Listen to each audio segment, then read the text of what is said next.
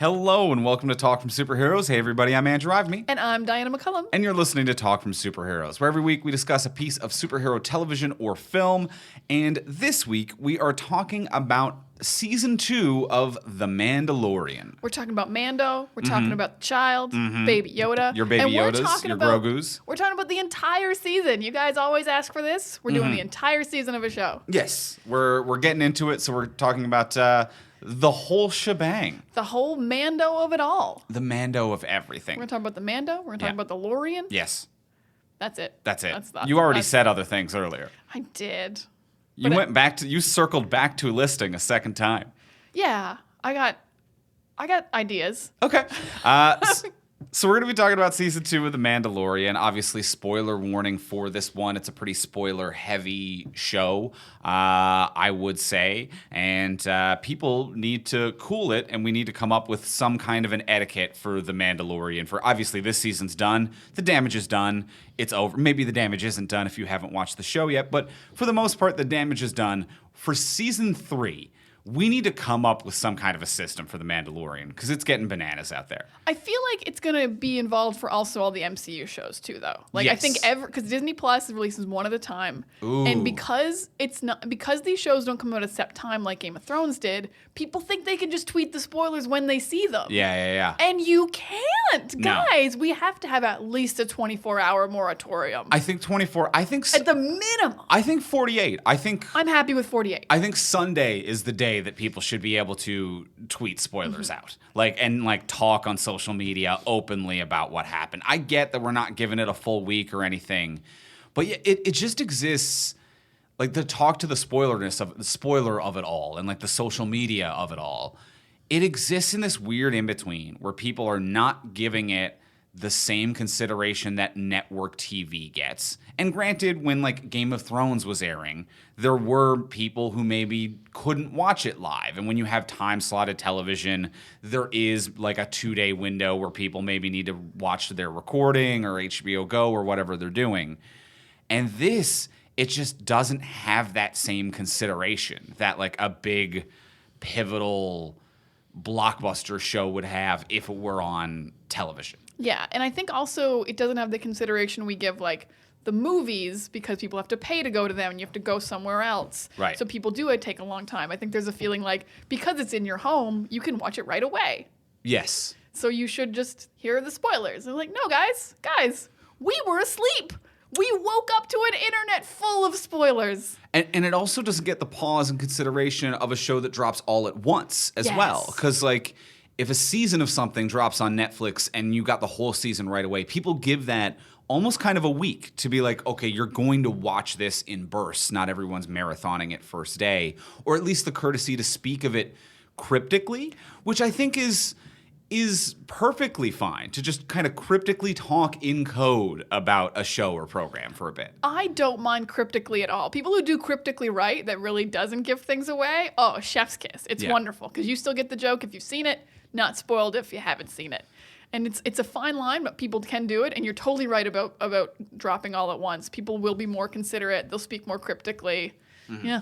It's weird. So maybe going forward, guys, on the MCU shows, although you're probably all great, you're talking superheroes listeners. Our listeners Tell are your probably shitty great. friends. But I think someone needs to take charge here. And I think it should be us to take charge of a movement to be like, when is the day? And I think 48 hours. So for Mandalorian, it's released on Friday. It's Sunday. Someone needs to start the movement because you're right. These MCU shows are going to be a mess as well. They're going to be full of stuff. Day one that the Loki show comes out, like it's going to be out for 3 minutes, and people are going to be like, "This happens in the first," like just tweeting general plot synopsis and shit like that. So there needs to be some kind of a social spread of how we're going to be dealing with this going forward, and maybe we can spearhead the movement. And I'm saying 48 hours. I'm down with that. At the very least, I want to start a campaign for Twitter that if you have a word muted, it's also muted in trends. That's ridiculous. Yeah. I muted all the Mandalorian words, and they still show up in the trends on Twitter. Come on, guys. Come on, Twitter. I know you suck, but why do you suck like this? I think fixing individual mediums is going to be too big and lofty of a goal, because then you're going to have to go You from think Twitter. people are easier to fix than Yeah, mediums? yeah. Because if you fix Twitter, there's going to be some other problem with it, and then you got to move on to Tumblr, then you got to move on to Facebook, it's never going to end with cascading this down. But if you can get the bulk of nerds on board with a 48-hour window, like unspoken, I think an unspoken social contract, that's how you get everyone on board. Because no one agreed to like 1 week when a season of a show drops, but somehow we all agreed. And that intangible social contract is more binding than muting a word or a technological feature on a social media platform. It is. Although I feel like we might need someone bigger than us to spearhead this. Because do you remember when Infinity War came out and the Russos released that statement, like, don't ruin it for people? And I think they gave it a week? 2 weeks? Something like that. They put a date on it. They're like, this is the date we're talking about spoilers. I'm like, I love this. Yeah. This feels like a real like Taika move maybe he could do. Yeah, I could see that. Yeah. So I like that. I like having just make a big announcement. Let's just get the Russos back to do this again. Fucking just announce it. Same issue. Let's just do it again. Yeah, I think that's got to be the thing going forward. Well, let's start with like a quick spoiler-free review of the show. Like season 2, are you liking it? Or did you like it? I guess it's finished. It's over. I did really like it. I'm gonna give it a low love. I was gonna say like a high like, but I'm gonna give it a low love. I think it's like everything from season 1. It's shot beautifully. The action's amazing. The sound's incredible. It looks wonderful. It feels like Star Wars. I think I'm only going to give it a low love because it is a little repetitive of season 1. I don't think they develop the characters as well as season 1, a lot of the new ones, with some exceptions. Okay. And I think there's a lot of action and not a lot of development, and it just kind of feels like it takes a long time to get this kid anywhere. So really, it's still really great. It's still wonderful to watch. Every single episode is just a treat. So I think it could have done more exciting things, except for the finale. It kind of felt a lot like just season 1 continuing to me. So I would say it's still really, really good, but didn't change things up very much. Andrew, did you like it? I loved it. I'm a high love. High love. I really like this form of storytelling. I fully acknowledge the complaints that you have, and they're 100% valid.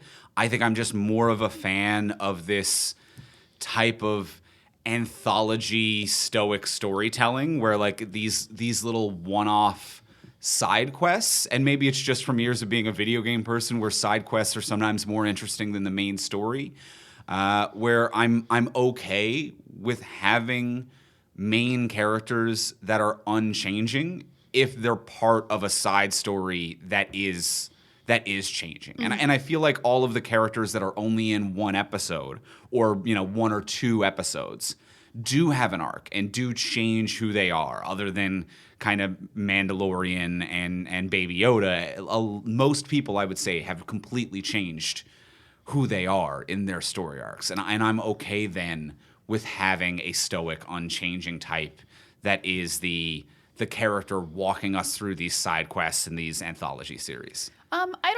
I agree. I like the anthology format. I will say only about half the episodes I think did have characters who had arcs. Okay, fair enough. I would say. And the ones that did have arcs, I was like, this is great. And even the characters that didn't have arcs, I'm like, this was still a pretty damn good hour of television. So like no big complaints. But I think a few characters didn't land for complicated reasons. Okay, fair enough. Yeah, but I love it. This is everything that I like about Star Wars as well. Like I'm literally screaming, this is what I love about Star Wars while watching this show. Every single episode, guys, and you're not wrong. Like you're more of a Star Wars fan than me. I'm more like new Star Wars. But like when you watch this, you're just like, oh, this was the magic of the original. Yeah. But somehow in 2020, they found it again, finally. It is absolutely that for me. And I love...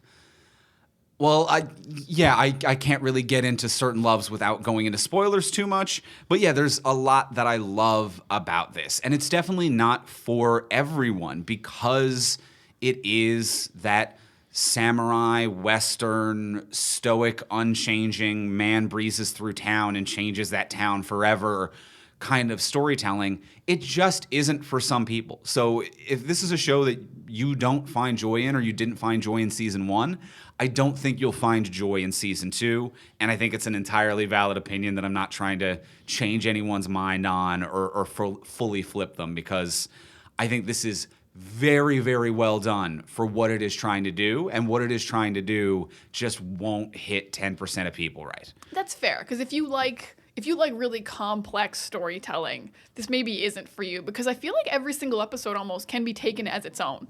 Like, you can, if you have a favorite episode, you can rewatch it without context of anything else. Yeah. You can show someone almost pretty much any episode out of context and be like, I got entirely what happened in this episode and who everyone was. Every episode is its own thing in a really cool, interesting way where you're not bogged down by complexities. Like, these are simple stories that are told so well. I would even say, like, much like an anthology of short stories, or much like side quests in a video game, you can experience them out of order. And that's actually something that I find really beautiful, with the exception of, I can't really recall how many episodes of season 1 it takes to establish the premise. Maybe 1 or 2 episodes to be like, this is who this is the general premise of this series. After that setup, I think you can watch all of these out of order, and you will get new information, whether it's like a certain character's background or this or that, but it doesn't really matter if you get that out of order. And I think that's kind of a beautiful form of storytelling, to be like, yes, it is simple and it is anthological, but it is also complex in its simplicity. You know, this is a chef making the most perfect bowl of tomato soup you've ever had in your life. Be like, yeah, it's tomato soup, but there is more to even a simple dish when it's done right. And it makes you feel warm and comforted because it's familiar. Yeah, this is real good tomato soup. That's what The Mandalorian is. Yep. And then I think we already answered the question of, can it be spoiled? Oh, boy. Yeah. Oh, my. Yes. It very much can. Absolutely. If you're a Star Wars fan, I guess. Anything, even if you're not. Yeah, that's fair. Who doesn't know some things about Star Wars? Yeah. Yeah. Mm-hmm. And so also, who would watch this who isn't a Star Wars fan? Yeah, who's opening on Mandalorian? It would be a weird flex. Weird flex, because you'd have to already have Disney Plus and decide not to watch any of the other Star Wars things on the app. Even if you're like a passive Star Wars acquaintance and you've just heard such good things about this, I still think that there are some huge spoilers that you would want to avoid and go in as clean as possible. And if you have avoided them, well done. Good on. Let us know how you did that. Holy crap! Let us know how you did that. Your blackout lists must be incredible. Wow, you're just off social media, I guess, which is off the grid. Good for you. Good for you. Well, before we get into the spoiler-filled section of the episode, we want to give a thank you to our first sponsor of today's episode. They are absolutely wonderful, and we think you should check them out. It is BetterHelp. BetterHelp. They want you to start living a happier life today, and they're a counseling service because things could be interfering with your happiness right now. Your goals. There's lots of stuff interfering. There's some mixed signals going on out there in the world. There's lots of stuff going on, and people just need someone to talk to right now, and BetterHelp is going to be here for you. Yeah, they're going to assess your needs and match you with your own licensed professional therapist. You can start communicating in under 48 hours, which is something that is also very important because I've had a few friends who are looking for therapy right now and therapists, and there's been a lot of changes to the industry of therapy and therapists, and there's also been an influx in people looking for that. And sometimes it's taken some of my friends using other services and other traditional means weeks to get a hold of someone. So to start communicating under 48 hours is wonderful and beautiful. And now keep in mind, this is not a crisis line. It's not self-help. It is professional counseling done securely online. Yes, and they have a broad range of expertise, whatever you need help with. And this service is available worldwide. Mm-hmm. So wherever you are, you can get involved with BetterHelp, get a professional to help you with your self-help and get you through some issues. Yeah, and wherever you are in the world and wherever you are within your own city, which is probably your own home. Getting therapy in your home right now is also a very important thing, and it just makes it really simple to be able to log into an account, send a message to your counselor. You'll get timely and thoughtful responses. You can schedule weekly video or phone sessions, so you can do it on camera. You don't have to if you're more comfortable with audio only, which I know some people are. Maybe you don't want that visual component, and that's totally fine as well, but you won't have to leave your house. You won't have to go to a traditional office to experience this. You will have it in a place that is safe, that is comfortable, and in a way that makes you feel comfortable to start this process of therapy, of learning more about yourself and getting better. Yeah, and it's more affordable than traditional offline counseling, and financial aid is available. You might qualify for that. And they've just got like so many glowing reviews on their site from their users. Wow, this is the therapy I've been wanting. I'm so thankful I found my therapist to help me along. He really cares and very interested. We have Krisha, who says, I made more progress in the time I had working with my therapist than I had in years and years before that. I could not be more grateful for her work with me. And these are just people getting the help they need with BetterHelp. You'll love to hear it. Love to hear it. Love to hear it. Everyone can benefit from therapy, and especially now towards the end of the year. It's been a stressful year. You want to start the next year off right. So go check it out. Visit betterhelp.com/TFS. That's betterhelp.com/TFS and join the over 1 million people who've taken charge of their mental health with the help of an experienced professional. In fact, so many people have been using BetterHelp that they are recruiting additional counselors in all 50 states. So don't forget our special offer just for our listeners. You get 10% off your first month at betterhelp.com/TFS. That's BetterHelp.com/TFS. And thank you, BetterHelp, for your support and for the over 1 million people you've already helped. You're fantastic. Thank you so much, BetterHelp. And now let's get into the spoiler-filled section of our episode. Let's talk about The Mandalorian. Time for spoilies.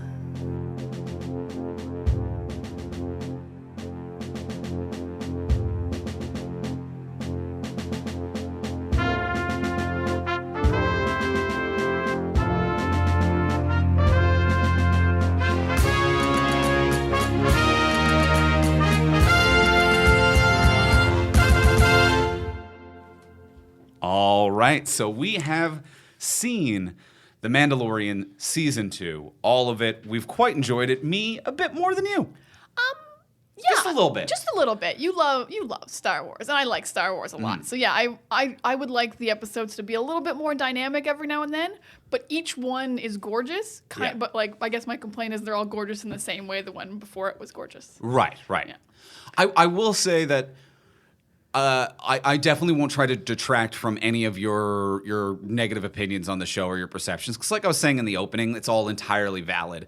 I will say I think the one thing we can 100% agree on, though, is that with those criticisms, at no point do I feel like it's a mistake on behalf of like them making the show unintentionally wrong. Like everything that is done is exactly how they wanted it to be. There is no point where I watch this where I'm like, oh, you made an oops in your intention to make this show. I think it is, granted, it's slow and stoic, and for some people that's wrong, but that is definitely the intention that they set out to do.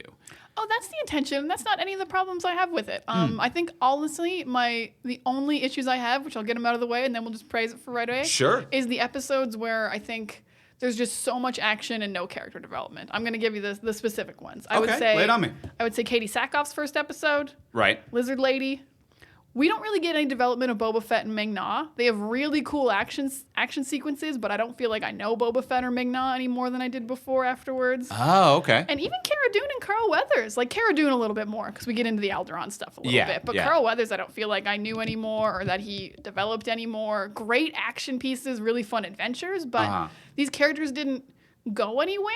And I would say this show is really capable of having side characters who go places, because we also had the Timothy Oliphant and Ahsoka episodes. And even Bill Burr was phenomenal. Bill Burr's character really ended up somewhere, for sure. So, like, those episodes, I was like, oh, these side characters aren't coming back. These are contained stories, but these characters went on arcs. And then I felt like half the characters kind of just went on an adventure and didn't change, and I didn't get to know them very well.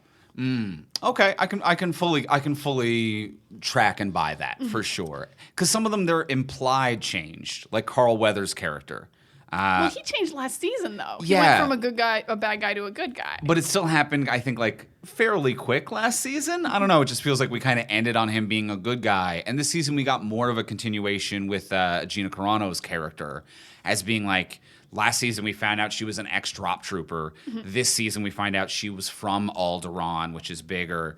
And it's these big, huge moments, but it's huge moments using Star Wars lore to tell the emotion as opposed to using the character to tell the emotion. Yeah. Like the fact that this character is from Alderaan doesn't really mean anything to anyone or this character other than it means something to me as a viewer who knows what that is and is contextually doing a lot of the heavy lifting. Mm-hmm. But I agree with you, it doesn't really motivate or change her character in any dynamic way. Yeah, it's a really cool piece of Star Wars lore that she's from Alderaan, but she never has like a big speech where she's like, this is how I found out Alderaan was destroyed, or these are the people I lost, or I want revenge for Alderaan even. She's just, her arc seems to be more about dealing with being a good guy now. Yeah. And she was always a good guy, but like being like an authority figure good guy, which is very different than being a rebel good guy. Like you have people you gotta She's now lawful good and not chaotic good. Yeah, she changed her alignment. Yeah, she changed her D&D alignment. Just like a little bit.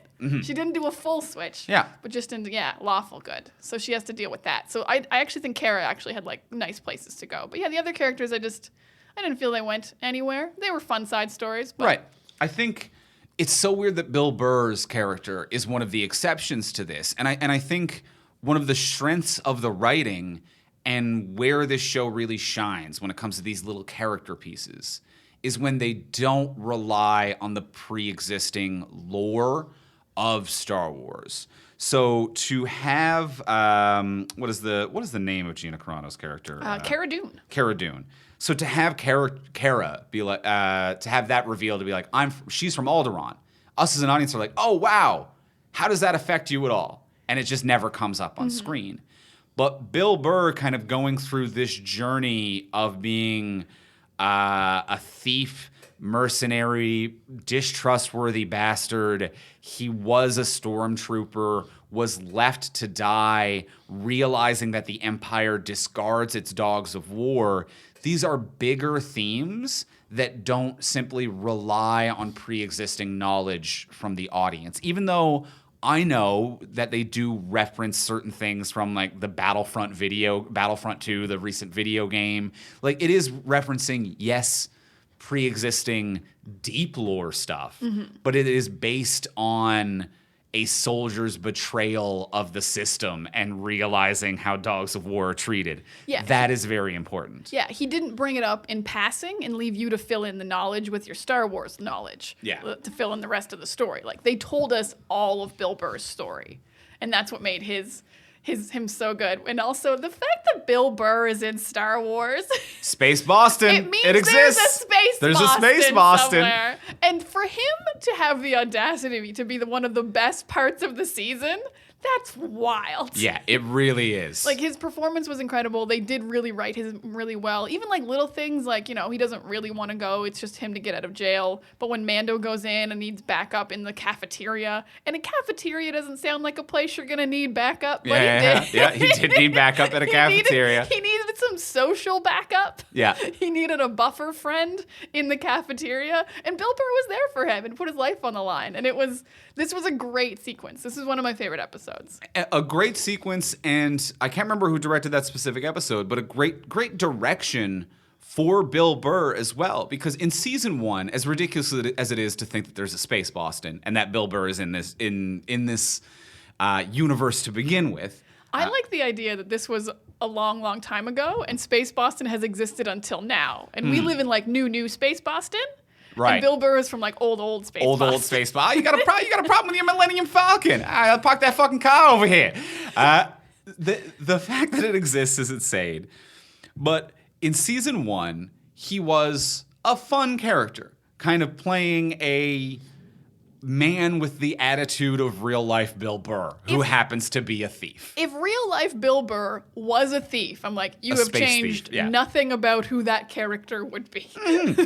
So it wasn't a stretch of a performance for Bill Burr, nor did I think previously of Bill Burr as someone capable of giving a stretch of a performance. But this season 2 episode of him, they got some things out of him that I didn't know was in him as a human being and a performer. And that is really shocking. Like, I've seen that happen with other actors in the past, to be like the right director, the right moment, brings out something in you maybe people didn't expect. But I really didn't expect it from Burr. Yeah, that intense scene where he's talking about like being left behind by this commander, and he's like overshadowing Pedro Pascal in that moment, who's an incredible actor and manages to hold this whole show together without ever showing his face almost. Like to overshadow him in that scene with this just intensity and emotion, but also like really keeping it reined in. Yeah. He didn't overdo it, he didn't undersell it. It was very shocking to see Bill Burr being able to act that well. And in the first scene that we get of the Mando without his helmet. So for this to be the first scene with Pedro Pascal, and for me to be unable to take my eyes off of Bill Burr is an insane sentence. That is the sentence of a crazy person. Send me straight to crazy jail. If you told this in Space Boston. If you said this to Andrew 2 years ago, Andrew would be like, "Oh, you've lost your mind in 2020." Absolutely bananas. Bill Burr's a better actor than Pedro Pascal. Get the fuck out. We'd kick future you out of our home. Oh, I would be ruined. I would be ruined. Like professionally, personally, I would be absolutely destroyed. That would be like saying, 2 years from now, there is going to be a scene between Jim Gaffigan and Oscar Isaac, but you're only going to want to talk about Jim Gaffigan's performance. That comedian? And it's going to be dramatic. And it's not a comedic scene. Like an insane person's sentence to try to predict that future that came true just now with Bill Burr's performance. Mm-hmm. Absolutely. So he had one of the best arcs, although I will say he should still be in jail. Yes. They let him go at the end, but his crime was murdering a New Republic guard. Like, right. Not an Empire guard, like a New Republic guard, and also the guy from Timeless. So I care about that character. Was the actor who played him. Oh, okay. Who the guard he killed. So like, it's cool that he was. Was that in season 1? Yeah, that was in season 1. Okay. Oh, he's also the voice of Anakin in the animated things. Oh, so they just gave him like a bit part. All right. So he got killed by Bill Burr, and I'm like, come on! I know you just blew up an Empire oil refinery or whatever, but you still killed a good dude. You got to go back to jail, my dude. Mm-hmm. You don't just get to walk free. I'm sure that dude's family isn't like, oh well, he did blow up an oil refinery. I don't have a problem with it, in all honesty. You still got to go back to jail. You can get your sentence reduced. Right. You still got to go back to jail. It's a murder. I think it is not something that I permanently accept in any moment in time or in any lore, but there is something so specific about the potential of redemption. And I know we've talked about redemption a million times with Star Wars, or at least in terms of Jedi and Sith. But even as a generality of the universe, this swing in power that is happening on such a galactic scale offers everyone redemption. To be like, planets have been blown up. He was an enlisted probably against his will from a young age, left to die on a planet that they burned the surface of to leave everyone to die. And he comes out and kills a guard, not knowing, or uncaring who runs anything in the universe anymore during a transition of power.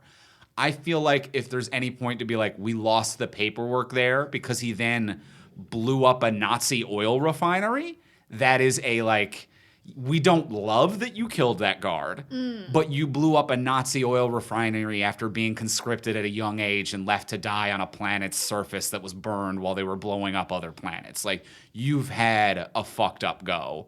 And in this resetting of the universe in such a wildly grand scheme is when people like this get the opportunity, and maybe the only time in their life that they get an opportunity for redemption.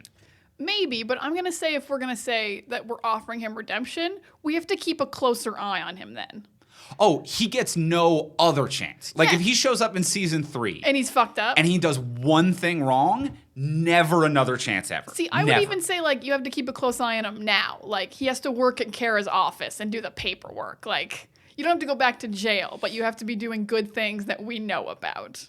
Oh, see, I think that makes it worse. What? No. Because then you've become someone else's responsibility and burden. That is not the same as redeeming yourself. That is still a type of prisoner. I think the chance of redemption is go off into the night, live your life now, because you haven't had the chance to before because of how terrible the galaxy has been. live your life and live it correctly. That is the way that you redeem yourself. And it's not from me parenting you. No, I think redemption has to like take a little longer than one bullet at an oil refinery. I think you got to show me for a few months that you're good. I think in the grand scheme of like life redemption, yes, if he was the main character of the show. but as a side character, we got to get rid of Bill Burr. Yeah, if that episode ended with like Kara being like, "You're my assistant now, and for the rest of my life, I watch to make sure you don't do a bad," I'd be like, "Well, this is a burden for her, and it also still makes him look shitty." And now everyone's kind of lesser in my eyes. But for a side character, it's like, wander off and do well. We'll assume you do well. Unless you come back and prove us wrong. I still disagree. That's too much freedom, but I'm okay with moving on from our points about releasing murderers for redemption when they've had a really, really complicated life. Yeah, there haven't been a lot of freedoms in this world, you know? People need to be given that and given that chance, I think. But let's talk about other side characters. Timothy Oliphant. Oh, the first episode of this season starting so hot. This season came in hot and went out hot. And what I loved is what we said earlier. Timothy Oliphant, brand new character. Yeah. He's wearing Boba Fett armor, and they never even say Boba Fett. It's not an issue. He's just like, I found some Mandalorian armor. And so you don't even really have to know who Boba Fett is for this to make any sense. He's like, I'm not a Mandalorian. I just found it. And he is so charming, and he is so good at playing charming cowboy sheriff. He's so wonderful at it. But this is also one of the most exciting stories, killing the sand monster. Yeah. The sandworm, whatever it was. Sand dragon. Sand dragon, I think they called it. Yeah. I believe, if I recall. Yeah, this episode just worked from front to end. Yeah, it really did. It really did. And just, it worked front to end because of the story. This reluctant truth between the raiders and the people who live within that village as well. Having the hand signals as well between the Tusken Raiders and Mando, having this quiet communication added a lot to it as well. Yeah, that really felt very Mando, to be able to speak to these guys who don't really have facial expressions because they always have masks on too, for the most part. So him being able to communicate with them, make a truce with the not quite humans, but with the colony, the non-Raider colony. Yeah, that was everything about this story. Yeah, the truce, Timothy Oliphant's character, him being noble and giving the armor back in exchange for Mando's help. Yeah, it all fucking worked. And then Mando got eaten by a sand dragon and blew it up from inside. Super fun. Nothing wrong with that. Did a classic Jonah and the Whale, which is always fun. And everyone just loves Timothy Oliphant and everything. Timothy Oliphant is such a very specific character actor who has slowly, just through osmosis, seeped into the public consciousness and the bones of every person around. And everyone, I haven't even seen him in very much stuff, to be totally honest. I didn't watch Santa Clarita Diet. I didn't watch Justified. I know he's done these shows. And Deadwood was another big one. Yeah. And I just know I love Timothy Oliphant. Yeah. It's so weird. It's like a universal truth. That he never had. You just love Timothy Oliphant. That he never had the one big thing that everyone was like, we've decided, because those moments happen where the internet decides we love this person now. You go from zero to Timothy Chalamet overnight, where everyone's just like, you're the dude, and you're just in. Timothy Oliphant just quietly built that up over 15 years. Even though Justified, I think, was the biggest thing that he was on that really endeared him to people, it wasn't the most watched show on television. It wasn't heavily memed or done online. I don't think I've ever seen a GIF of a thing from Justified. I don't even know what it was about, except a man who might have been justified in what he did. See?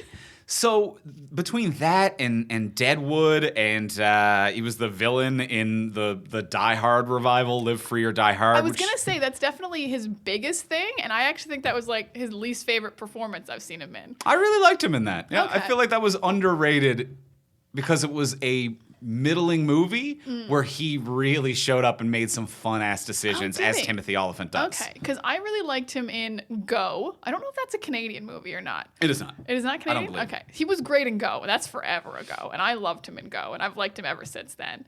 But yeah, we just as a society are Timothy Oliphant. He took a minute, but he seeped in. And remember when we were talking about Rampage? Yeah. We talked about how, guy from Supernatural, who we loved in Rampage. Oh, Jeffrey Dean Morgan? Yes. Yeah. We're like, why doesn't Jeffrey Dean Morgan get these roles? And then we were like, Timothy Oliphant's taken all these roles. Right. This They is the do have a exact- very similar, yeah. Yeah, now that we know that about Jeffrey Dean Morgan, that he can have that Oliphant energy. But Oliphant's already here. Yeah. Kicking out that Oliphant energy. I mean, you have to assume at some point there's a project that one of them are unavailable for, and you do then have a backup plan. It's nice to have a backup. You want Timothy Oliphant in a role for your film. Timothy Oliphant's already signed on to do something else. You call Jeffrey Dean Morgan, or vice versa. They have that same chaotic Southern energy. I will say what I did find a little weird was, and I guess this is like how armor works, the armor didn't really seem to fit him. He looked like a giant child, Timothy Oliphant. Yeah. And that's realistic because it's not his armor and you can't fit it because it's Beskar. It's not going to change. But it just looked a little silly in some shots. Sometimes he looked really cool and sometimes he looked like a little kid doing play. I like that. I like that it was too big for him. That it was a little bit too big. It wasn't right size. That he had to wear like extra layers underneath to pad it out a little bit. I think that was cute. And then it looked too small on Boba Fett later. Because Boba Fett, it's been like years now. He's got a little more paunch He's put than he on a little- previously had. Absolutely. Mm-hmm. So yeah. These were nice touches that it definitely... They didn't make different armor for different characters to wear it. Right. They're like, this is a one-sized armor. It's going to look too big on Timothy Oliphant. It's going to look too small on Boba Fett now. Yeah. We are going to just speak... We don't care if they don't look good. Yeah. We're being consistent about what Beskar armor is. Right. Which is kind of cool. I think appreciate it is the cool. consistency. It saves money for the wardrobe department, not having to make additional armors. I'm sure they probably have a few just for filming purposes, but to not specially make different versions for Timothy Oliphant or for different actors. Yeah. They're like, you don't just get to look good because you're in Star Wars. You have to wear... This is like the gritty, real Star Wars. Like, this is the original Star Wars. Things are dirty. Things don't fit. Like, that's Star Wars. It feels real. That's Star Wars, That's baby. Star Wars. Things feeling real. Yeah, and also just that episode, just starting on Tatooine, like being on a familiar planet in a familiar setting, that adds a lot of warmth to it as well. And oddly enough, doesn't really rely on you knowing these references. It doesn't have this implied reverence. They do earn it. Like, they're like, hey, it's Tusken Raiders. You know these characters. Now let's give them community and communication and warmth and like who are they and really explore it and have a journey. And that really adds a lot of the value to it. I am still amazed that the sand dragon was not a Sarlacc. That was just an entirely different sand beast. Different underground shit going on. Which, you know what? Maybe that makes sense. If I go into the woods, maybe I see a deer, maybe I see a bear. They're different animals. Yeah, they got different shit. They got different shit in their sand. There's lots of similar animals on Earth and on our planet. So why wouldn't there be on this one? No, but I genuinely like that. It's another like not a callback. Like, you don't need to know about the Sarlacc pit. Right. And then very bold to just have Boba Fett at the end with one single shot. Love it. Those All you bastards. need, though. All you need. Very bold, very brave. Because like we know who this guy is. We've seen his face literally a million times. As I do like the line when like Katie Sackhoff shows up later and she's like, I've heard your voice before. Oh yeah. And it's like, oh, you would know the voice too, wouldn't you? You would all know these voices. Yeah. Yeah. Every trooper for like 20 years sounded like this guy. He would be the most recognizable voice in the galaxy. Yeah, like probably falling into the Sarlacc pit. And his face wasn't completely messed up, but his face is a little bit messed up. Probably good. Also probably good you're a Mandalorian who doesn't take off his helmet. Or at least maybe won't going forward now to be like, I look like every bad guy you've ever seen. Yeah, like maybe the kids don't recognize me, but if we're on any planet we're on, the parents recognize me as the face of I guess maybe not terror, because they were the face of what many people thought were the good guys at the time, question mark? Yeah, the Empire really can't decide what they want because they're like, we like stormtroopers, and then they have a droid army in the prequels, Yeah. and now they're back to stormtroopers after the droid army's gone, and now they're back to droids with these dark troopers. They're circling back to droids, but right, circling yeah. back to the I mean, the Palpatine Empire days. never used droids. It was the Separatist army. Let's not But they let's ruled not the go set- cheap they- into the they- nerdy. They were in charge But of the public Separatists. didn't know that though. the public. Yeah, I don't want to get into the weeds of this. If you're just living on Tatooine, you're like, oh, there's some other shit got some droids. Or not Tatooine because it's an Outer Rim system. It's too fucking nerdy. I want to talk about the one joke that really didn't work for me, and I think actually might have been one of the more sour notes of the season. Oh, I bet I can guess what it is. Hit me with your. Which is Baby Yoda / Grogu. We now know his name. Just on a quick tangent / spoiler, his name's Grogu. That's his name. I think is perfectly fine. A lot of people were ragging on it online because they're like, it sounds silly. All of the names sound silly. It's Star Wars. I just almost went off on a tangent about the droid separatist army and how people on the Outer Rim planet of Tatooine, how it would affect their commerce, like the Tusken Raiders who don't use language. It is all silly. Grogu is equally as silly as Yoda. It's a fine name. After you hear it a bunch of times, it won't be silly anymore. Like, Boba Fett's kind of a silly name. Chewie is a silly name. Yes! They stop being silly after you hear them for like a year. So after you've heard Grogu for like a year from now, you're going to be like, Grogu, in the canon. In your brain, try to flip it. Imagine you have spent the past 50 years, or however old you are if you're younger than 50, hearing Grogu. And they just introduced this character as being named Yoda. That is as silly, if not sillier. You would be like, oh, the original character of Grogu, the warrior monk who ran the Jedi. Grogu! That's my boy. You named this kid Yoda. Like Yoda. People would hate. It's all silly. Mm-hmm. So it's a silly, family-oriented property. So that was a bit of a sidebar. But Grogu eating the eggs of the lizard lady. Oh, boy. Is the worst running joke. They came back to it so many times. And then I think he wanted to eat the birthed baby. I don't know what was going on with the birthed babies. I think he was trying to eat it because he also ate live frogs. And I don't think he acknowledged that these were sentient beings. Yeah, I have no problem with like the live animals frog, or whatever. Like, yeah, people eat animals. We need to get comfortable with seeing that. That's fine. People eat eggs.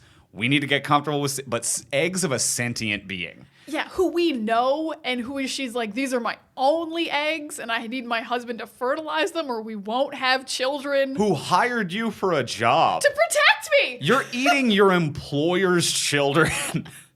And that's the fun gag? That's the fun goof of the episode. That he eats about half of their employer's children. Yeah, like a lot of them. And at first it just seems like he's going to like communicate with them using the Force because he puts his hand on the glass and the eggs start coming towards him. Like, that's what I thought was going on. He's like a baby and he's going to talk to the babies. That's cute. That's going to be cute. And then he just fucking eats so many of them. He had a secret pocket egg at the end. Yeah.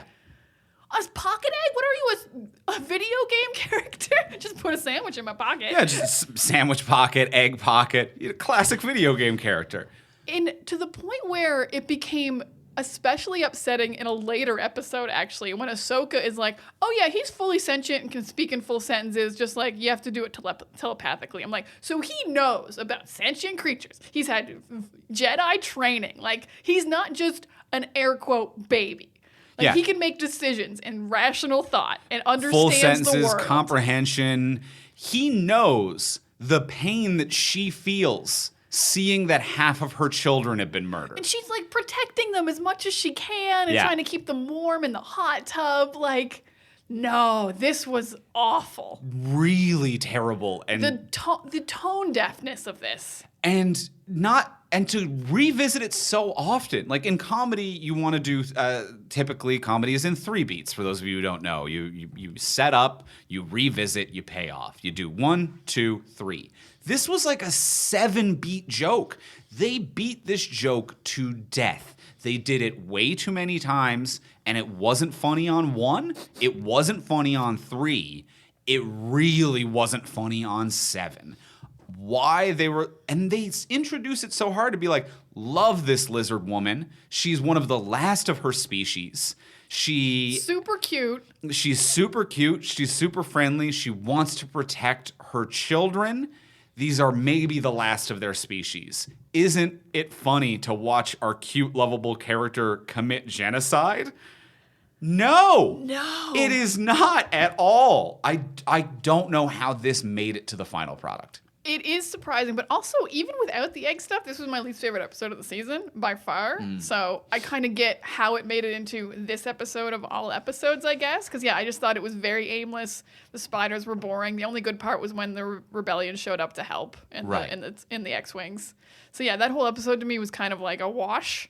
So I'm glad I'm glad the terrible joke was in at least an all-around bad episode to me, and it wasn't like ruining a really good episode. Like, meet Ahsoka, and also Baby Yoda eats eggs. Like that would suck. So Isn't it cute how he kind of commits a genocide? No.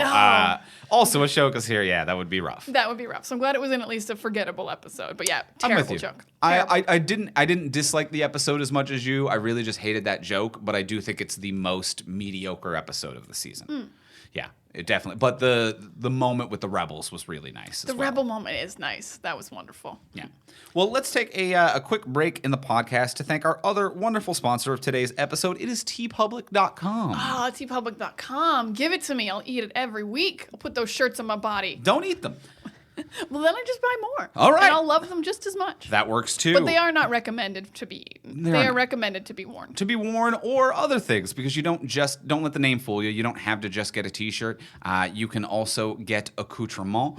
You can get fancy. Right? You can get cell phone. If you find a design that you like on tpublic.com, you can get it on a cell phone case, laptop case. You can get it on masks, which are really nice as well. Different kinds. Different kinds of masks. You can get it on stickers, wall art, lots of different options.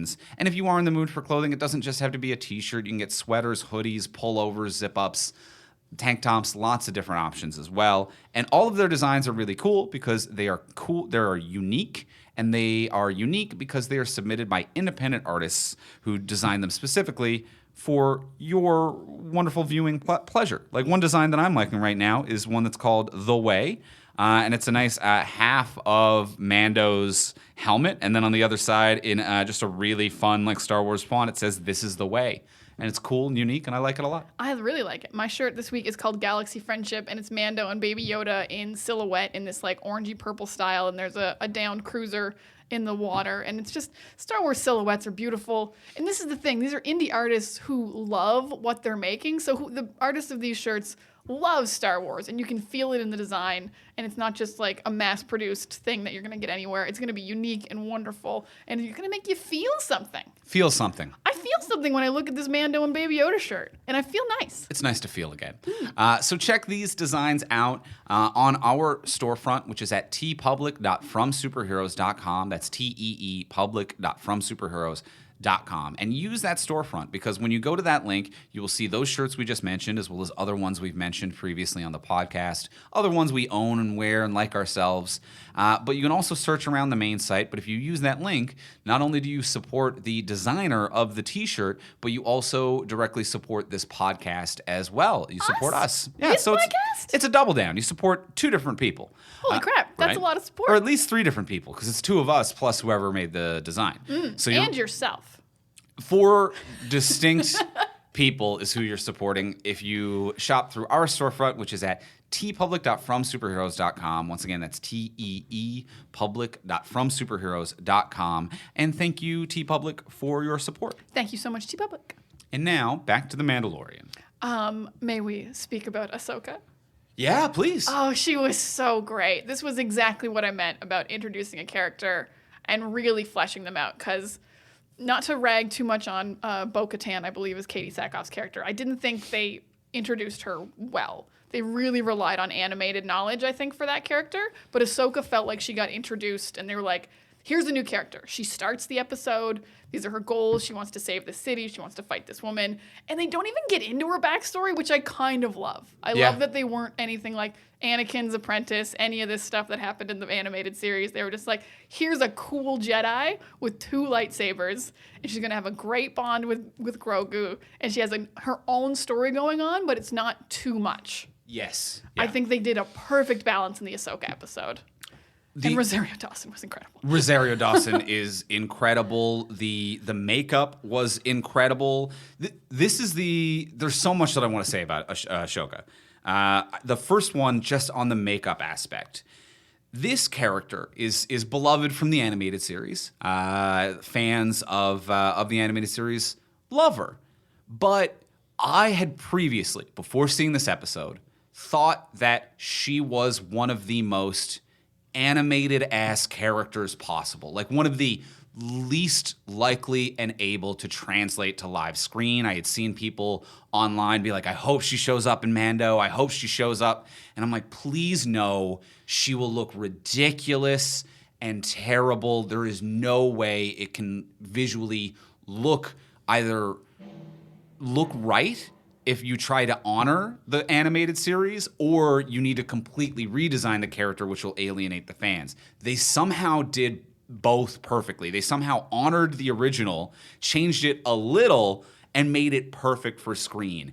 This looks flawless for a creature that should not be able to look flawless. I 100% agree, because it seems like when you look at the animated version, like, oh, this person is either, if you try to put this in a real person, this person will either look very silly or they will not look human, and you're going to lose the entire face. Like, you're going to lose the ability to move. You're going to lose their expressiveness because of the hair pieces and the coloring and everything. Right. Like, they won't feel fluid like a Jedi.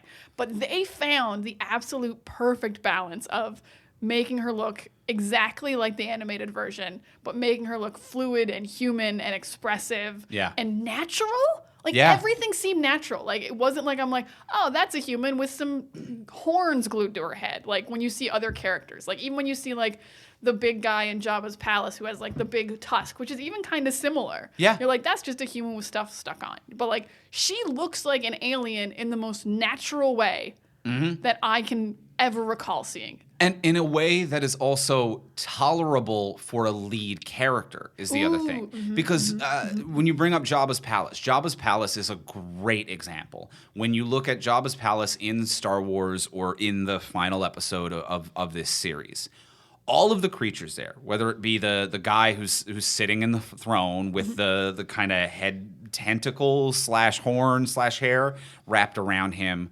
or the blue dancer species that are always like chained up at Jabba's palace, who have that very similar to Ahsoka, that horn tentacle hair thing that kind of droop down, but they're blue instead of this orange pinkish hue. They look great, and they look like believable characters in this universe. For one scene, for a fun side character, you can cut to them. They look good, but they look kind of funny. But I don't want to stick with them for a full episode or a full story, because that will wear on you. And Ahsoka is not that at all. It is somehow so palatable to see, and it doesn't exist in this uncanny valley where I'm like, I know that's Rosario Dawson, and it's upsetting that it is her, but it isn't her. It's not in. I don't know how they got this good. And also, it's a character that you would be worried they would CG. Because, like, in the 80s, they didn't CG anything because they didn't really have that technology. But then you get to the prequels where you're like, Jar Jar, CG, all these CG characters, and they look terrible. And you look at Ahsoka and you're like, that might be a CG character. Yeah. And thank God they didn't. And even in the new ones, what's her name? Cosmeton that Lupita Nyong'o plays, like. Yeah. The little, totally CG. Maz Kanata. Thank you. And she looks great, I guess, but she doesn't look like a real being. Yeah. And Rosario just looks like an actual... Real. Yeah. And you actually get a performance from Rosario. And to compare this character, Ahsoka, played by Rosario Dawson, to the other character from the animated series, I forget the character's name. I believe she's Bo-Katan. Bo-Katan, played by Katie Sackhoff. So these two characters, and you were mentioning a moment ago how Ahsoka works, and Boca doesn't. And I think the main difference here, and part of this is due to the fact that Ahsoka's going to be getting her own series. So I think that they knew going into this Ahsoka episode, they're like, she has to pop, has to be perfect. This has to work because we are betting future money on this. Whereas with Katie Sackhoff's character, there was no future betting on that character. There was no money riding on it.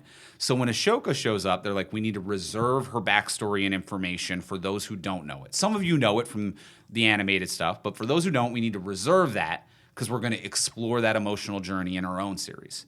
But we also need her to be interesting, complex, and with a performance enough that you're going to carry her to her own series.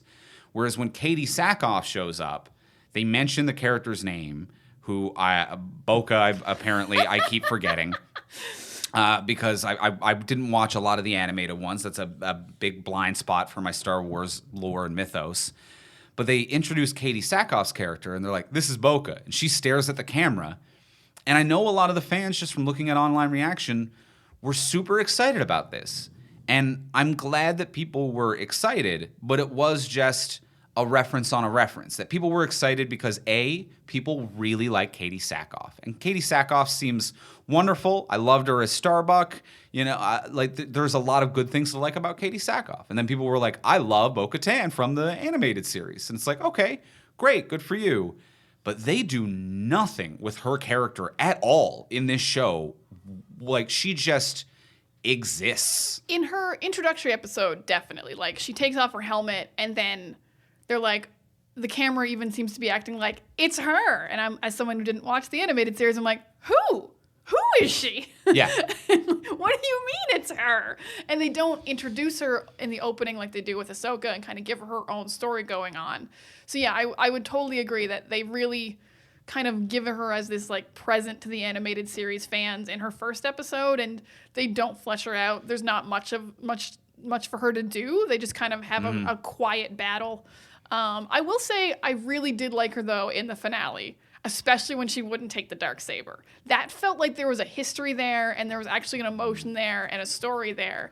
And that was very interesting to me. I think that scene was kind of why I was like, oh, I can see the interest now, and I can see the layers of this character for the first time. And this is quite interesting. And none of this came through in her introductory episode at all. I fully agree with that. It made me actually dislike her more, but it made me more interested in watching her journey on the animated series. Because in that moment, there is, again, this implied lore where it's like, well, why won't she take it? She won't take it because of this set of rules that she believes in. But because she's not the main character in this show, I think this set of rules is stupid. Because the main character of this show, the one who Mando, the one whose journey I have followed, thinks that these rules are stupid. So from the perspective of an audience member, in this moment when she's like, I can't take it, I have to fight you. And he's like, I don't care, take it, that's dumb. I concede. I yield. But just this disrespect to the moment, this be like, this is stupid. So me as an audience, I'm also like, hey, this is really fucking dumb. I think this moment is dumb, and I don't care. But the implications of this moment make me think that if I watched the animated series, I would care a lot. So it is just this another moment of like a little bit janky storytelling and a little bit like, hey, this is awesome if you watch the animated show, but I didn't, so I didn't give a shit. Oh, I actually thought it really worked even without the animated show for me. I thought the implication of lore there was just enough in that scenario. And I liked how much like, what's your name? Giancarlo Esposito. Moff Gideon. I like how much Moff Gideon was invested in it. That really sold me on it, where he was like gleefully watching, knowing they were going to have to fight for the Darksaber, which they didn't do. So I guess that's season 3. And yeah, you say like it seemed dumb because Mando thinks it's dumb, but I like to think of it from like Katie Sackhoff's point of view, who's a Mandalorian who takes off her helmet, and she's like, it's so dumb this guy won't take his helmet off. Right. Like everyone has a perspective on each other in that way. So I do think that moment really worked on its own and told me a lot about the character. But her introductory episode didn't do anything for me though. Yeah, that moment. All right, yeah, we'll have to agree to disagree there. That moment definitely made me curious about her character and curious to see what they would do with her character what they've done with her character in the animated series. It didn't endear me in the moment, but it definitely made me curious. Curious is something. Yeah, so I'll give it that. But yeah, there is definitely a big difference and chasm between how they treat her character and how they treat Ahsoka as well. As I think the only two big animated characters who appeared. I believe so. I don't know of any others. Yeah, but Ahsoka Tano was just very well done by Rosario. Made me very excited for that series.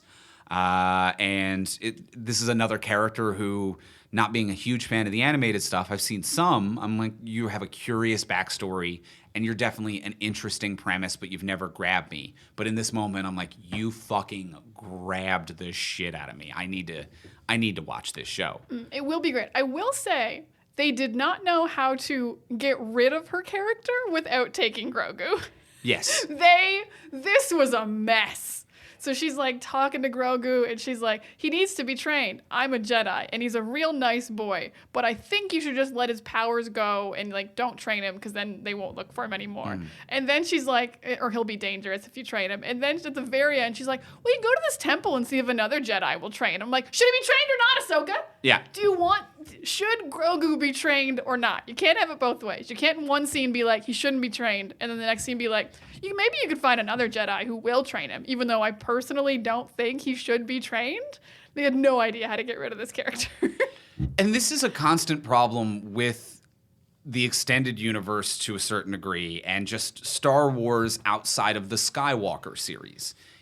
And it's a problem they've been having since they've revitalized Star Wars with the prequels and video games and everything, where they think that the most interesting thing about Star Wars is the Jedi. And the Jedi are the least interesting thing about Star Wars. Like, the Jedi, I think, are very fun and obviously important to the lore and important to the Skywalker storyline. But part of the reason why I really like Mandalorian is that this universe is so rich and complex and interesting. It's an interesting sci-fi universe. It's not an interesting Jedi universe. She's the only Jedi we've met in 2 seasons. Yeah, but the extended universe stuff, they really lean on this way too heavily, and it's very convoluted to be like, there are no Jedi. The Jedi are gone. Fucking forget about the Jedi. No one even knows what the word Jedi means, even though it's been like 10 years, and 10 years ago, they literally were the government. But whatever, in 10 years, we forgot what the word Jedi means. It's like if we forgot the word Democrat.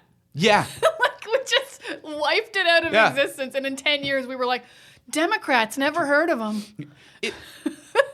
Yeah, like, we still know what the word samurai means.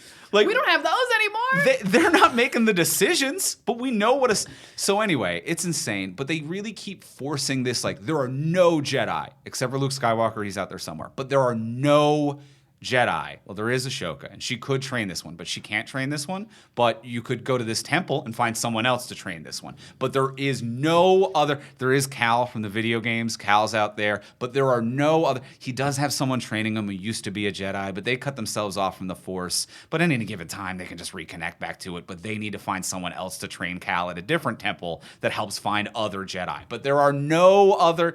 So it is just this, like, really repetitious, and it reaches a point where it's like, why the fuck aren't we all in the same room? We can't keep using the same excuse over and over again. It's very bland and repetitious. So I don't love that as a story beat for this, just because I'm kind of tired of seeing it and hearing it, whether it's the animated stuff or the video games, and it's just really trying to force to be like, there are no Jedi, but we know you won't watch this without Jedi. So how do we force new secret Jedi in here? And then that Jedi needs a Jedi to teach them, who won't teach them, who needs to find a different Jedi to teach them. It's just a bit much. There are a bit too many, like, we've been wiped out, but you missed a couple. And I don't mind when new people are born with the Force, because that was definitely going to happen. But when they keep finding trained Jedi, that's kind of the, like, well, where were you? Because apparently you could all just have, like, a Zoom call via these temples and get together and contact each other. Yeah. Because I always thought, like, Yoda went his way, Obi-Wan went his way, and they literally couldn't contact any of the other Jedi who survived. But apparently you can just jump into one of these temples and shoot a Zoom message out and be like, yo, you up? You want a Jedi? Yeah. And, like, that seems easy enough. Easy. Yeah. So, like, you could call all the Jedi together. You could rebuild. So, like, Ezra from the animated series, Grogu in this one, they're new ones. Mm-hmm. Grogu was he was at the temple. He was at the temple, Grogu was 50 years old. And is sentient. Yeah. He knew Yoda. Oh, shit. Yoda trained him at some point. Yoda. I mean, Yoda probably brought him to the temple, really. Yeah, and Yoda's at some, not now, He's I dead guess, by now. but he is a Force ghost doing nothing. But Yoda at one point was on Dagobah and could have reached out through the Force and found Grogu. And then there's Kanan from the Rebels animated show who's training Ezra, who's Force sensitive. And they go to temples all the time. And we watch some of that show. They're always at Jedi temples. And Ahsoka's full on good to go. And then there's, the video. There's just too much of this. it's not special if everyone's special. It's not special if it's so common. It's in every story and permeates everything. Yeah, I agree. There's too many found Jedi, because I do like new people getting Jedi powers, because it feels like the Force fighting back. Yeah. Against the Empire, the Force is like, oh, you killed a Jedi, we need to make new ones, but they can't already be trained. Yeah. But they do need to be trained, and it kind of was. I mean, I assume we'll get into this next, which is why it was kind of nice that when Grogu reaches out, it was Luke and not just some random other Jedi. Yeah. It was a Jedi we knew about who's rebuilding the Jedi Order. Yeah. Yeah. Well, let's get right into that then. Let's talk about the Luke of it all. Holy shit, the finale was incredible. Really, really good. Even before the Luke stuff, this was a solid finale. Great action. The Dark Troopers were really well done and scary and terrifying. They created a new intimidating villain for heroes they had been overpowering for a little while. Yeah, they created a new cool villain. I mean, the fight, it really showed you how important Beskar is, because the fight when Mando is fighting one and his head is just getting rocked into the wall further and further back. Like, damn, you better have some padding in that helmet, because these are some intense hits. Well, I always assumed Beskar was kind of like a vibranium type of thing where like it absorbs the vibrational frequencies rather than just like being so tough it takes the impact. That makes sense. I assumed. I don't know. I mean, Tony Stark's doing all right with non-vibranium, and he gets hit a lot. Yeah, he should be liquid though. You think he should be liquid? In some ways. You can just put a pillow in there. That'll do it. You can just put a pillow in your helmet. That takes care of it. So he's probably got a pillow in there or whatever. But yeah, that fight scene was really cool. That fight scene, the one with Moff Gideon, is awesome. Like, having a Beskar staff that the Darksaber can't get through, but the Darksaber can cut through everything else. This was also just choreographed incredibly well. And establishing that Beskar staff earlier in an episode where I didn't really think too much about where that was going to lead or where it was going to go. Why we would need that? Yeah. There were other great things in that episode. It was the Ahsoka episode, which was really all we talked about. But Michael Biehn and as well, like that head of the camp who does the staff fight, that is a beautiful fight sequence as well. There was a lot of great stuff in that episode that we didn't even glance upon. But it seated in that staff in a way that was subtle, and I wasn't thinking like, oh, and sometimes you can notice it in a show to be like, oh, you're introducing this object because that will be the Deus Ex Machina that gets us out of a situation in the future. I didn't even really think about it for a long time. And then we get this fantastic finale fight scene. They did do a good job on that, because most of the show they've seeded in that whenever Mando gets Beskar, he melts it down to make more armor. Yeah. So when he gets Beskar, even if it's in a staff form, you're like, he's going to melt that down and make more armor. Like, there's got to be more pieces of his body he can cover up. He's got a few empty spots. So, yeah, you don't think, like, oh, he's going to have to fight a Jedi later, much like this lady just fought Ahsoka. Right. Not that Moff Gideon is a Jedi, but he's got a lightsaber. So, yeah, they did a really good job of, like, throwing you off with the staff. And also they leave it for, like, 5 episodes. They don't bring it up. Yeah. So that was great. And even, like, also what I loved, this team was mostly ladies. Badass team of ladies. This was dope. Yeah. And like Boba Fett had to not be there, so you just got like 2 Mando ladies. You got Ming-Na, you got Cara Dune. This is a badass team. Yeah, we didn't even talk about the return of Ming-Na, who is always phenomenal and wonderful to see. We love Ming-Na. Love the shit out of Ming-Na in this. The immortal Ming-Na. She's in like her 50s. Yeah. And now she's going to be in this Boba Fett show. You can't stop her. Just martial arting all the way across the universe. She's incredible. I love her so much. She's fantastic. Such a delight to see. Yeah, so we got Ming-Na back, a team of badass ladies all storming the control room. Great fight scene with Moff Gideon, and then we get like the introduction of Luke with the single X-wing coming in. And it is bananas how much you feel. I was so sad. This moment was spoiled for me because the internet's the worst. This is why we were so upset at the beginning of this episode. Like, this wasn't spoiled for me. Andrew warned me not to go on Twitter. Thank you very much, Andrew. But Andrew woke up before me. It was trending already. He saw the spoilers. And even though I blocked a bunch of words, and I was just kind of half asleep, just waking up and just kind of screwing around on my phone, and I was too half asleep to think that I shouldn't open Twitter. And I opened it, and Twitter was like, the #1 trending word is Luke Skywalker. And it did the thing where it describes why it's trending. And it's like, Luke Skywalker shows up in the season finale of The Mandalorian. It is like 9 a.m. Why this is so prevalent at 9 a.m., I don't know.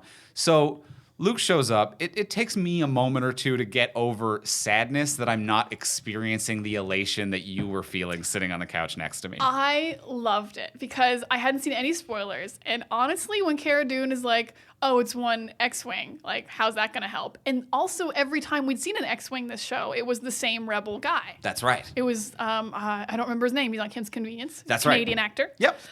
He's wonderful. So every time an X-Wing has shown up, it's shown like either more Rebels are going to show up or it's this one guy. So I'm like, oh, maybe more Rebels are going to show up. I'm like, that's not really going to help you in the cockpit battle that's about to happen, but it couldn't hurt.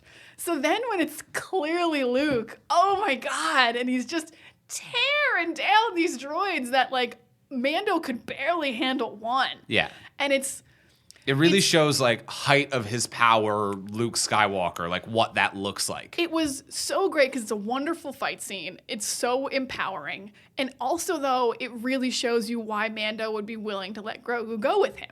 Right. Because Mando could only fight one of these guys. So Mando being able to see that Luke just took out these droids could be like, oh, you will be safe with this guy. He's proven it immediately. And then to just like come into the room, fuck, it was so cool. I will say, got one complaint. I cannot believe those doors opened and he did not say, I'm Luke Skywalker, I'm here to rescue you. That would be a good throwback. That's what you'd say. You're Luke, you're still fun. Even if you're a Jedi, you're still a fun guy. I've seen the movies. You still got a sense of humor about you. Yeah. I would definitely walk into that room and do a callback to when I saved Leia. I would take my hood down. That's not bad. That's not bad. You could reuse the same audio in that scenario as well. You wouldn't even have to. You got a facial movement for that. Yeah. You can reuse that again. So that's my change for the season. He would change this one line when he walks into the room. That's very interesting. I don't mind that at all. You got to introduce yourself. You do. I do like, and I think that there is a certain consistency with how he behaves in comparison to how we see him in The Last Jedi, where like the black robe Luke that we see in The Last Jedi, which I think chronologically is the closest to what we see in this show. Not Last Jedi, Return of the Jedi. Return of the Jedi. Sorry, Okay. I didn't know why I said Last Jedi. It's got both Jedi had Jedi. in it. Return of the Jedi. That black robe Luke, who is at that point very one with the Force, very zen and calm and calculated. It feels like the same Luke that showed up to Jabba's palace to be like, oh, anointed one, I've come to bargain with you. Like that, like, I'm meeting new people. I am going to, and like, and it's Luke meeting people. Yeah, and it's not how in Return of the Jedi. It's not how he acts when he's around Han and Leia. Oh no, he's still totally Luke then. When he's with Han and Leia, he reverts to who he is like as a kid, like before like those are almost like your friends before you became the person you are. Like the way we all, in a certain degree, like revert to who we were in high school or university when we hang out with those friends. This is business Luke. He's at work. Yeah. He's working here. This does feel like Luke in a scenario with strangers. It really does feel like him. That kind of like stoic, calm Return of the Jedi. I 100% agree. I mean, same when he meets the Emperor, I think. He's very calm. He's like, my father will save me. Yep. We're all just going to have a bad time. But yeah, the scene is incredible. I really wish it had been spoiled for me and not you because you love Star Wars so much more than me. I wish I could have taken the spoiler hit for you and been like, stay off Twitter. Because this was incredibly powerful. And even beyond Luke, I like that this finale really is going to change what season 3 will be. Because as I said, I thought season 2 was kind of very too much like season 1. But season 3 will be no Grogu. It will be, I think, whoever is going to figure out who's leading Mandalore kind of storyline now. Yeah, it'll definitely be the story of Mandalore for sure. So I like that this has really brought us to a new place for season 3. Everything about this finale was pretty dope. Yeah, such a good Luke. And the CGI de-aging, it wasn't bad. It wasn't the best they've done, but it wasn't bad. For not movie CGI de-aging, like this wasn't a film. This is a weekly show. Like pretty damn good. I do want to know, and I think they'll probably release it as like a behind the scenes thing or probably in interviews soon, within the week maybe, what the behind the scenes story on that was. Because I know Mark Hamill was credited, but I don't know if that's legally for his likeness. I doubt he was on set, but did he do a facial capture? Was that him doing a voice? The voice as well? Because even though his voice didn't sound quite right. Like it didn't sound like current Mark Hamill. Well, that's the thing I found weird about the voice is that current Mark Hamill certainly sounds different. but he's also a very well-trained voice actor he's very good. who I think could recapture his youthful voice. But it didn't sound like current Mark Hamill, and it didn't sound as good as Mark Hamill, the voice actor, would sound trying to change his voice. He would really make some choices on playing young Luke. Yeah, so I don't feel like it was him doing the voice, and maybe he's just credited for his likeness.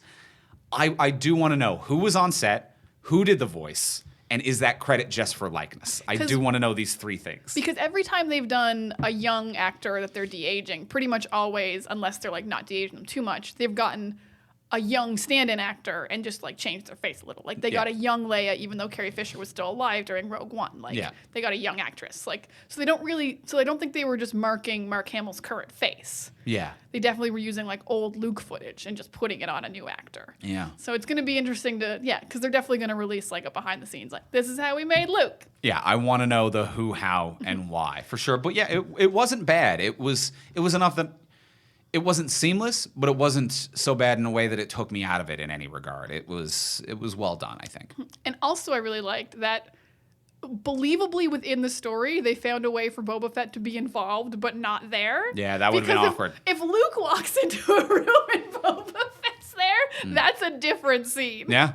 I honestly think Luke is chill about it.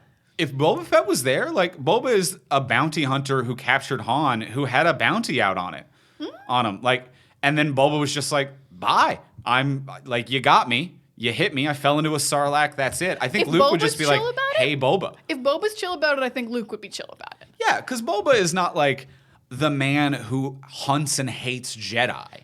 You know, he's not the He took out a contract. He's not the hunter of the Empire. Yeah. Fair enough, but I think still it would be a little too much. It would take away from the scene. Right. Now, here's a very sad question I have to ask. An incredibly sad question.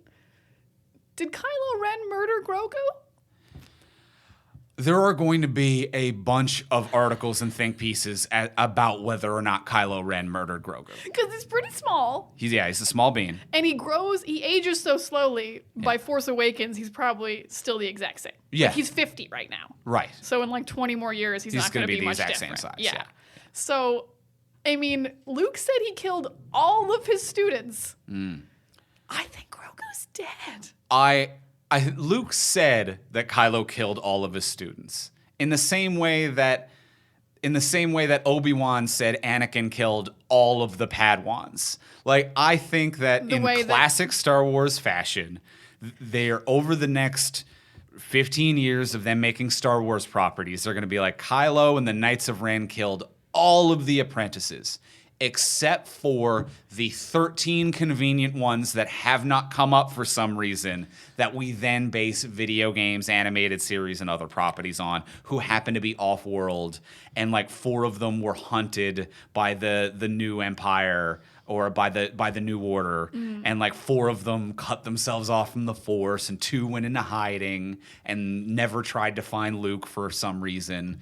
So I think that Grogu / Baby Yoda is such a beloved character that they are going to find some in-canon thing to be like, he was off-world. Luke sent him to Dagobah to train like with Force Yoda Ghost. No, here it was Mando's weekend to have Grogu. Ah, yeah. It was his custody weekend. Right. So he showed up. He's like, it's my weekend. We're gonna go eat some frogs. We're gonna have some fun. Yeah. He's fine. Okay. Mandalorian season 18. Mando coming to pick up his son from school is fucking hilarious. This entire season was Mando looking for a preschool. Yeah. Let's be real. He's I need someone to watch this kid for me. It's tough. I can't take him to work every day. It's tough out there. It's hard for a single dad in the galaxy. That's funny. But he'd still want to visit. He would, and it wouldn't hurt to visit. That very likely seems like it could be where the in-canon reason and purpose goes, to be like, well, he was having a visit. Grogu and Mando were having a visit. As silly as it is, us saying it now, it seems like the logical how they're going to do this in canon, because there is no scenario in which they admit in canon that Kylo Ren murdered baby Yoda that we all love. Yeah, a lightsaber sliced through this child? No. There is no way that they have the guts to do this. I mean, I'm already iffy on Kylo Ren's redemption. Yeah. In the same way that I'm iffy on like Anakin's at the end, because I'm like, you Yeah. killed a lot of younglings. If I find out Kylo Ren killed this baby, Yeah. that's gonna really irk the redemption arc in the final movie. Even like the people who are hard horny for Kylo, like that hard Kylo fandom that weirdly exists, where they're like, he was always right. Oh boy, Rey should have loved him, which is a weird flex. Even those people at that point would be like, I think we're over our Kylo shipping. Like people would be done with Kylo for the murder of Baby Yoda. Oh yeah, I think that would probably be a final straw. Like especially if you had to like see like a painting of it. I don't think they'd ever show footage. But like if just like an artist rendering of the moment Kylo killed Baby Yoda, you'd be like, oh, that's a bit much. Ugh. Especially because like Kylo was also at the school. So everyone he killed, he knew. They were his classmates. Yeah. He didn't just show up and kill a bunch of strangers. He went to school with Grogu for several years.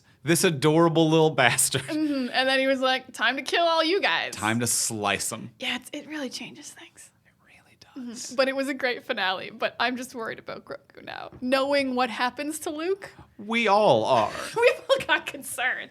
We all are, and it puts the lore in a tough position because they've stated that they're trying to move away from the Skywalker stories. And I think this is a fine amount of Skywalker. Like, I'm not mad that Luke was in this. I think it was actually appropriate, smooth, and perfect. It was better than introducing another unknown Jedi. Absolutely it was. But people now want to follow the story of Grogu. And how do you do that without introducing, like, a whole canonical series that's, like, the School of Skywalker, and, like, now we're going to follow all of these people without really like dredging up these characters that I feel like sincerely the Star Wars universe wants to move past.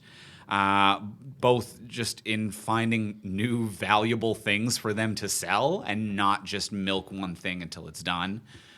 I don't know how they do that now that they've introduced Grogu into that world, you know? I mean, I'm not really looking for Grogu's extended adventures, to be honest. I know you're not, and I'm kind of not, but people are. But Mando does so much for the Grogu story. Like, Grogu on his own is like, I sit there and I make a little noise. Like, he doesn't make decisions. He doesn't have witty things to say. He's not trying to save anyone other than Mando at any point. Right. Like, he is so non-integral to his own story that I just have no interest in what he's doing right now. Okay. Until he's, like, Yoda age and actually speaking and, like, maybe then, but considering how slowly he ages, that's way past Luke's lifetime. So I don't care what happened to Grogu. I want him to be alive, but I don't want to see his adventures. I do want him to be. I do not wish death upon Grogu. I want him to thrive and become a Jedi eventually, but it will take so goddamn long that it'll be like episode 15 of Star Wars. Grogu will show up and will be like, I'm the equivalent of 12 now. Yeah, they're going to need to go pretty deep to get that for sure. All right, well, I'm feeling pretty good about The Mandalorian. How you feeling? I'm feeling pretty good. Yeah, love the effects, love the look, love the story. A few little side characters could be better fleshed out, and that's my only complaint. It's calming and delightful to watch. It really is. I love it more than you, but I'm glad that you really like it, and I don't disagree with you on most of the points that you have to say. Like, it's all quality stuff. That's great. Yeah, I'm really looking forward to season 3. Well, let's go in for the close. Let's ask the final question of, and as we do sometimes when it's a TV show, let's ask the final question of, what would you like to see from next season, as opposed to what would you change? And also, since we both very much liked this, I don't think there would be a lot of huge changes. But what would you like to see out of next season? But before we do ask that final question, we want to thank our final sponsor of today's episode. It is Virtual Game Night. Oh, Virtual Game Night. So much. The only way to have fun in 2020, basically. Yeah. One of the only ways. Yeah. Fair enough. Well, I mean, we're entering into 2021. Hopefully 2021 will have more to offer in fun things, but Virtual Game Night will still be up there. Virtual Game Night will still be up there, especially in the few months it takes for us us all to get vaccinated and stuff. And you're going to have, and if you have Zoom fatigue when you're talking to your friends online, which is fun, but it's kind of exhausting having these Zoom calls. It's getting tiring. Let's be real. It's getting tiring. You gotta mix it up. And virtual game night is going to make it so fun. You're going to play trivia with the host, with one of your hosts, a professional host who's doing like TV show quality trivia, and you're all involved. You're all on the call. They're live with you there if anything's going on. So you're having fun with the host. You're answering trivia on your phone. It's professional. It's fun. It's such a good time. It's a fully interactive game show experience is what it is. So it spices up your calls by putting you on the set of a game show that you're playing, because it combines a lot of features that maybe you've done with friends in the past. Maybe you've gone to pub trivia nights and you've answered questions together. Maybe you've played video games online and interacted in that way. But this is something that is so special where it's more than the sum of its parts. It gives you that fun pub trivia, do we know the answer, competitiveness, but it also like gives you this fun online interactive experience. It's customized to your group as well, so you get to choose from different categories and different types of questions. And you can also even like for your, say you're doing it for like a company Christmas party or something like that, or a holiday party, you can have it like themed for what your business is or what you're looking for. It is so fun and unique. We did one here where everyone on the network got together on a call and we did a game night, and there was questions about us and the podcast, but then there were also like fun general trivia question rounds. There was a fun like interpret the emoji round as well, which was like a really fun little goof. And it's because of these different types of categories, it's not going to leave anyone behind. Yeah, that definitely felt that way, because I think when we were playing, every category was very fun on its own. And like there's some you're better at, which is great because other people would be worse or better at it. Like I was not very good at the song round. I don't notice music, but other people really excelled at it. But then I was good at spelling bees. So like it's kind of evening everybody out with all these very different rounds that are all equally fun. It's not just straight trivia. Yeah, and by diversifying the type of questions that it is, it does make it more accessible to everyone. But on top of being well-rounded like that, it is also well-rounded just in its accessibility, where in the sense of if I wanted to play an online interactive video game with a couple of my friends, I probably could pretty easily. But if I wanted my mom to get in on that, she's not going to figure out the technology. She's not going to be able to get it to work. She's not going to know the questions. Yeah. So not only is it accessible in terms of the knowledge and that you can get different people with different education and styles together to have a really fun time. It's accessible in the sense that maybe people who wouldn't normally play video games online can play it because it's super easy. You just play it right from your phone. The tech is simple and it's smooth and it works. And it's also accessible in the sense that now you don't need to worry about hosting. So you don't need someone tabulating the scores for you. You don't need a paper and pen. You don't need someone who's handling the burden. And it is sometimes a burden if you're the organizer of your Zoom calls with friends or business or family. You know that sometimes it can be a burden to be like, what are we doing tonight? I need to take care of it. I need to keep everybody on track. That goes off to someone else. It's so easy and smooth and fun. It really does feel like you're on an actual game show with your friends. Like the host is joking with you and live, doing all the work, tabulating the numbers. It's all going up automatically. You can see who's winning and how it's going. I really like seeing like the wrong answers pop up, and you can kind of like riff with your friends about like, oh, you thought it was that. That's hilarious. Why did you think that? And like, it's just... It's such a good time. It's fun and charming, and you should do it with all sincerity. And if you want to do that, if you want to turn your next virtual gathering into a virtual game night, what you're going to want to do is visit virtualgamenight.live/superhero and book your completely free one-to-one demo and consultation. And when you're ready to book, you can take 20% off the price of any game night package with promo code SUPERHERO20. So join over 100 other groups who have livened up their Zoom calls this year by making your next virtual event a virtual game night. So head to virtualgamenight.live/superhero and enter code SUPERHERO20 to take 20% off the price of any game night package. So that is virtualgamenight.live/superhero. And thank you, Virtual Game Night, for your support and wonderful entertainment. Thanks for the fun, Virtual Game Night. We had a great time. You're terrific. And as well, before we get into the final question, we'll remind you, as we do every week, to rate, review, subscribe on Apple Podcasts or wherever you get your fine podcasts. It really does help us out. We move up the charts in that scenario. New people see us. When new people see us, they check the reviews. They read the reviews. The more positive stuff there, the more likely they are to start listening and become regular listeners like yourself. So open that app. Get it. Open it up. Hit subscribe if you haven't already. Type a few little words. Hit those 5 stars. Yeah, done. Fill in the 5. Type a few little words. Say we're nice. Say you like us. Our hearts will be filled with joy. Maybe don't say that I told you to say those things.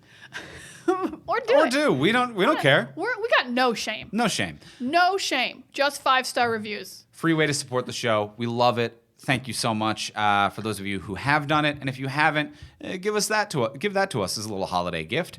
And as well, if you want to support the show monetarily and get cool bonuses, you can check out our Patreon page, which is at patreon.com/FromSuperheroes.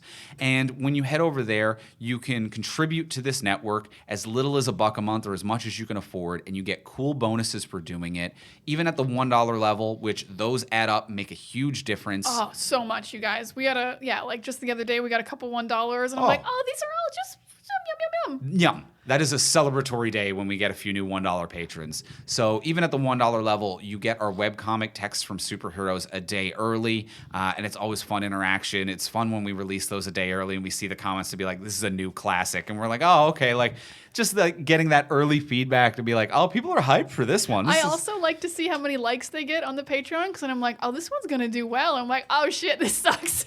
Yeah. I guess this was just for me. But the true fans, they get it. They get it.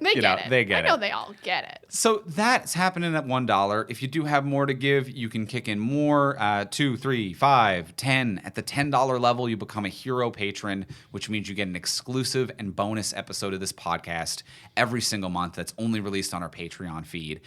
This month, we did the Lego Star Wars Christmas special, which was a really fun episode. If you need more of us talking about Star Wars, this was super fun. The conversation about voice actors was one of my favorite we've ever had. It's really good. And since then, Diana has figured out a decent Daisy Ridley impression, which I won't put her on the spot to do right now, but trust me, she has it in the repertoire. I'll bring it out someday, when you least expect it. Ooh. Not going to bring it out right now. Ooh. So you can get that episode over on our Patreon page at patreon.com/FromSuperheroes. That's patreon.com/FromSuperheroes. Kick in what you can. You can give us a little bit extra this month for the holidays if you want to, and you can always cancel or drop it down in the new year if it's not in the budget anymore. You do you. Take care of yourself, and hang around on our Patreon for whatever you can afford. And now, let's go in for the final question. What do you want to see next season? Diana, what would you like to see next season from The Mandalorian? I really want to go to Mandalore. I mean, has it been destroyed? Because Boba Fett said that planet is glass. And I'm like, what does that mean? What does glass mean? Like, is it literally glass? Like, I am full of questions about Mandalore. And I really like this idea that Mando might be like the leader of the Mandalorians now because he has the saber, which is another reason I'm so interested in the saber storyline. So yeah, I don't know if I need a lot of Bo-Katan, but I do want to explore the Mandalorians more, because now we've gotten rid of Grogu. I think it's really kind of Mando's time to shine as a character on his own without Grogu. So yeah, I just kind of want to see. I want to see him like exploring what it means to be a Mandalorian, because I don't know if he is part of a cult or if he is a general Mandalorian. Like, I just don't know enough about the Mandalorian. So, and I don't really know where I wanted to go from there. I would like to see him, this isn't super exciting, but I would like to see him like ruling Mandalore and have them join the New Republic and what's involved with that. So you can get like New Republic involved, maybe a couple little Jedi things, but not too much. Just characters we already know. And I just trust Jon Favreau and Dave Filoni to get us there. And I don't know what else I want to see. I'd like to see him get a new ship. He's got to get a new ship. He will need a new ship. He's got no ship. He's the leader of Mandalore, got no ship, no kid, just a dark saber. He does have that dark saber now. That dark saber, though. Yeah, and a lady he doesn't want to fight with Bo-Katan. But who wants to fight him? When it will be the most epic. It's got to be an epic moment to fight him. So, I don't really have many ideas of what I kind of trust more than I have ideas for. Right. Because, like, I never would have pictured any of these things that happened this year. So anything I would imagine I would be not nearly as good as what these lovers of Star Wars are going to bring me. But Andrew, Mr. Lover of Star Wars, what do you want to see? What do I want to see? I would say I actually don't really want a Mandalore visit. Oh, you don't want to go to Mandalore? I don't particularly care, in all honesty, because Mando doesn't care. Like, he does want to find other Mandalorians. I guess you're right there. All the time. Yeah, but he doesn't want to rule. No, he doesn't want to rule. He really does want her to take that saber. Yeah, so it almost feels like a comedy storyline that they've set up where, like, Bo-Katan's like, I have to fight you and win you in combat in order to rule, and I really want to rule, and him just being like, I don't want this. So is it just going to be like her jumping out and attacking him at random hilarious intervals next season? Like, someone having something they don't want and don't want any part of is just not particularly interesting to me. So I'm not really funny, engaged in this. as you said, though. It can be hilarious. Yeah. I feel like that has been done in a comedy, to be like hiring someone to attack you. Did Austin Powers do this? I don't think so. I think those were all genuine assassins. I wish I could, and by the time this is up, I will have Googled it and found it, I'm sure. But there is some comedy property where it's like, I've hired someone to attack me when it's the least opportune time. And it's like that without hiring them. But like, you still just don't really want it. But like, anytime she attacks, he'll just be like, oh no, I lost. Like, he doesn't want it. Like, do you have to kill them? Is it combat to death? No, Moff Gideon's alive. Yeah, I guess. So he could just. So you just gotta win. You just gotta like fake it. Just he gets hit a little and it's like, oh no, just knocks himself out, takes a fall. Oh, he's definitely gonna take a fall. So it's just not particularly. It's comical, but it's just not interesting to me. I don't really care about this Throne of Mandalore storyline. Right, well, what do you want to see then? I honestly just kind of want to see him take a contract again that gets him into trouble. Like, I want this to be what episode 1 of season 1 promised. To be like, this is a man who takes a bounty, and that bounty takes him through interesting places that he would not have organically entered. And the whole, like, who has the right to the throne is just a very royal Game of Thronesian story that is not what I want to see from The Mandalorian or from Star Wars particularly. I want this to be the anthology of a bounty hunter who gets wrapped up into things that he doesn't necessarily want to be wrapped up into. That is a great point that he hasn't taken a bounty in forever, because he's been doing like a barter system the entire season. Yeah. Of like, you give me the armor, I kill the sandworm. You give me information, I ferry you across the universe. Like, yeah, it's been a real barter situation and not a contract for money anywhere at any point. So yeah, maybe just get back to his roots. Yeah, I want the season to start with just a strong bounty or two, and then to take me an unexpected place. I don't really want to go to this Who Rules Mandalore storyline, because it's never been what he's cared about. And if the lead character doesn't care about it, I don't care about it. Well, maybe we won't go there and he'll just have a cool lightsaber now. Yeah. Yeah, that'd be okay. He still seems to prefer his blaster. Yeah, just let her have the lightsaber. I don't even want him to have leave it in her dark saber. Just stick it into her bag secretly and take off. Yeah.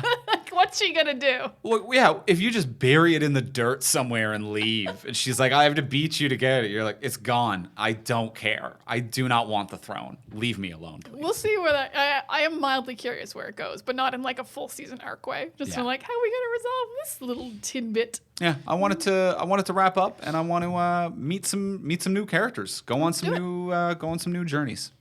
That's where I'm at. I can skip behind that. Yeah, Let's do it. I know it's a vague one, but that's just a simple what I want to see next season. This show is simple in that way. Yeah. It's not a complex show. Each episode may be complex sometimes, but as a show, it's like, it's a dude trying to save a kid, and also it's a dude who's a bounty hunter. Yeah.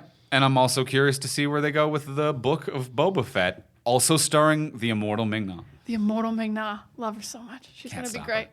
All right. Well, that's going to be it for this episode. We're going to be back next week to talk about Wonder Woman. I can't fucking believe 1984, right? That's crazy.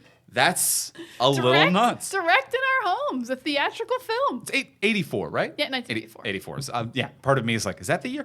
Yeah, Wonder Woman 1984 is what we're, direct into our homes.